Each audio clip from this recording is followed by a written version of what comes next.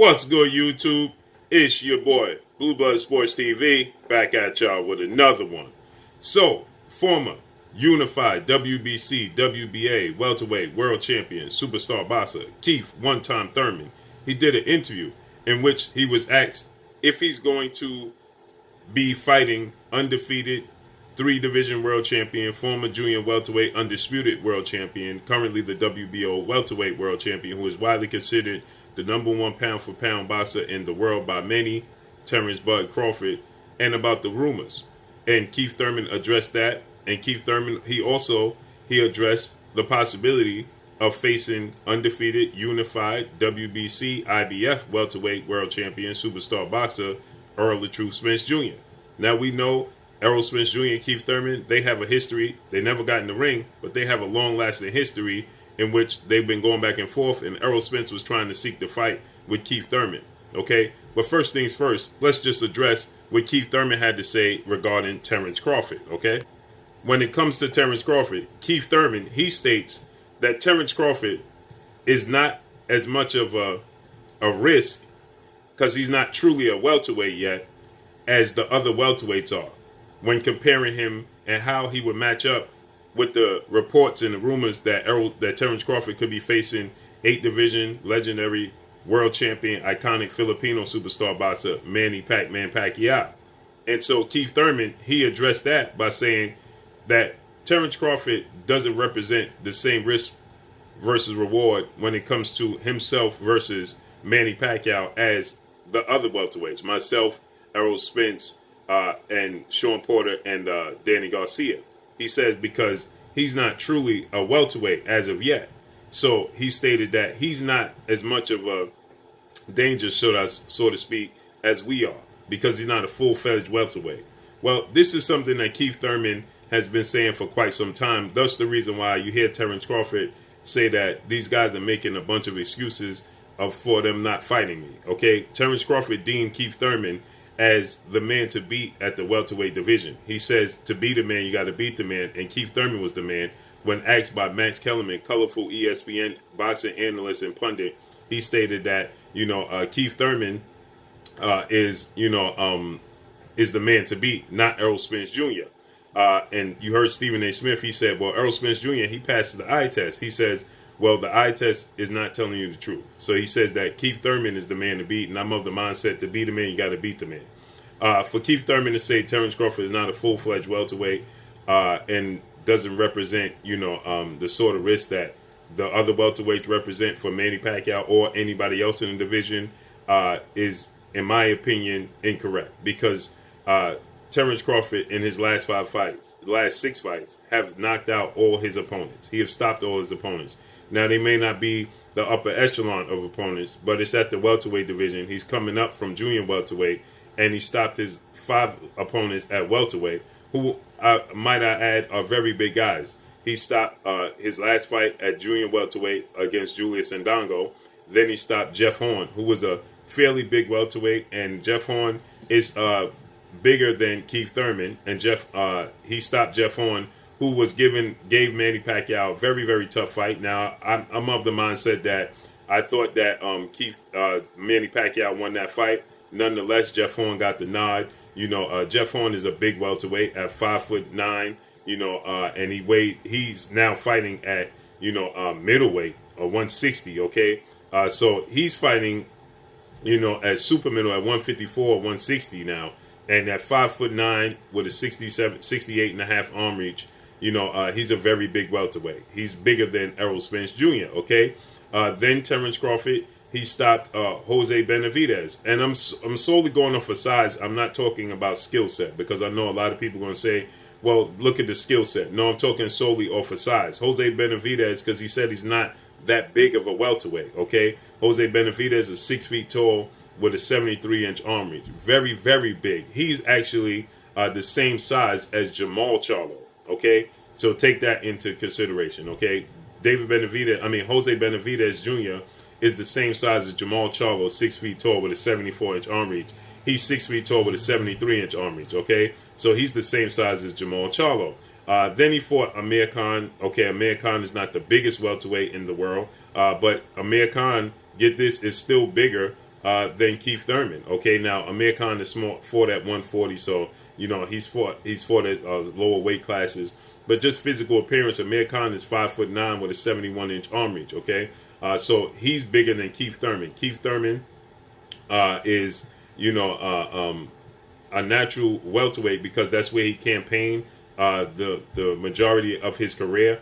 But Keith Thurman, stands at 5'7" with a 69-inch arm reach. So Amir Khan, just physical appearance, is bigger than Keith Thurman. Okay, then he fought after Amir Khan, he fought Egis Kavalauskas. Now Egis Kavalauskas is not the biggest guys out there. He's not bigger than Keith Thurman, but he's he's a strong guy. Okay, and so he's not the biggest welterweight in the world, but he's a big guy, and these are all guys that Terence Crawford he stopped. You understand? Egis Kavalauskas is slightly bigger than Keith Thurman at 5'9" with a 71-inch arm reach. Keith Thurman is at 5'7" with a 68-inch arm reach, 69-inch arm reach. So Egis Kavalauskas is a bigger guy than Keith Thurman. Now, I know people, again, are going to say, well, we're talking about skill set. Well, Keith Thurman just was discussing physical size, okay? And when you're talking about physical size, to say Terence Crawford is not a big welterweight is incomplete. So when you say it's incorrect, Kell Brook, his last fight was 60. Kell Brook is 5'9" with a 69-inch arm reach. So he's bigger than Keith Thurman, okay? So all these guys that Terence Crawford, even Julius Ndongo, well, now he's a junior welterweight, but Julius Ndongo, physically is a bigger guy than Keith Thurman. Now, Keith Thurman, weight-wise, Keith Thurman, he fights at a higher weight class, okay? So when you look at it from that standpoint, yes, he does fight at a higher weight class, so he's able to pack on more weight. But Julius Ndongo is a very rangy guy, 5'10" and a half, nearly 5'11" with a 71.5-inch arm reach. Okay, so I beg to differ when Keith Thurman says that these guys are not that Terence Crawford is not a full welterweight.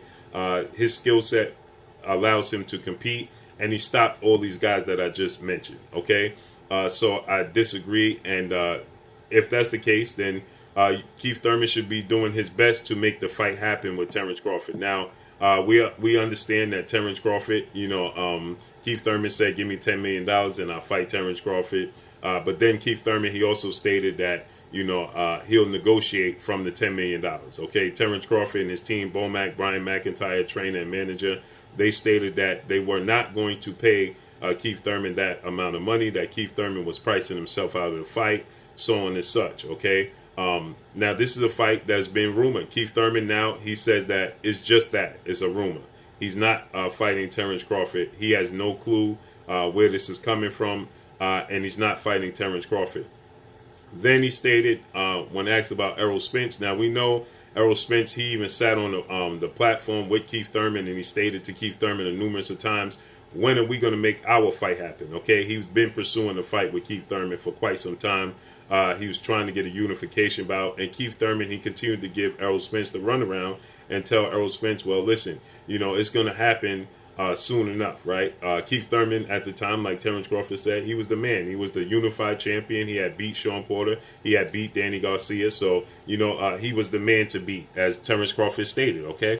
But Keith Thurman, he just was not eager to get in the ring with ERROL Spence Jr. And Keith Thurman, he even stated that he may have miscalculated, the ERROL Spence fight, because he said that he felt as if the ERROL Spence fight was his Floyd Mayweather Manny Pacquiao fight. That was his super fight, was going to be ERROL Spence. He still wants to pursue it. Now we know Keith Thurman, he secured the fight against Manny Pacquiao, and he lost a split decision to Manny Pacquiao. He lost his WBA title, and he lost his WBC title due to inactivity. Okay, so due to the fact that he was inactive, the WBC, they decided that they had to remove him as their champion. Thus the reason we saw Sean Porter and Danny Garcia fight for the vacant WBC title, in which Sean Porter won the fight, and then Sean Porter went to unification bout against ERROL Spence, and ERROL Spence beat Sean Porter. Okay, so with that said, Keith Thurman says, for my WBC title, I never lost it, so ERROL Spence needs to beat me for the belt. Now the roles have reversed. ERROL Spence is a 2-belt holder. He's the undefeated champion. He's deemed as the man to beat at the welterweight division. Now Keith Thurman is vying for that position to get an opportunity to face off against ERROL Spence Jr. With that said, Errol Spence Jr., he says that due to the fact that Keith Thurman was never eager to give him the opportunity, did not want to unify the belts, maneuvered around him, danced around him, so to speak, he stated that, he will never, and I mean never, face Keith Thurman in the ring. He says that fight will never happen because Keith Thurman, gave him the runaround and never gave him the opportunity, and now he has nothing to offer because he lost the belt, the WBA belt, to Manny Pacquiao, and he lost the WBC belt due to inactivity. So Keith Thurman, he trying to put himself in position to fight Errol Spence because he says that Errol Spence is traveling a path of least resistance, trying to collect all the belts, and good for him by trying to fight Yordenis Ugas. Yordenis Ugas, after Manny Pacquiao defeated Keith Thurman, Yordenis Ugas was elevated to, super champion, the sole WBA champion, due to the fact that the last time we saw Keith Thurman in the ring 2 years ago, July 2019, is the same amount of time the last time we saw Manny Pacquiao in the ring. That was July of 2019. So Manny Pacquiao, the WBA, just like the WBC did with Keith Thurman, the WBA removed Manny Pacquiao as the champion and elevated Yordenis Ugas to the sole champion. And now it seems as if we're on the verge of getting Errol Spence Jr.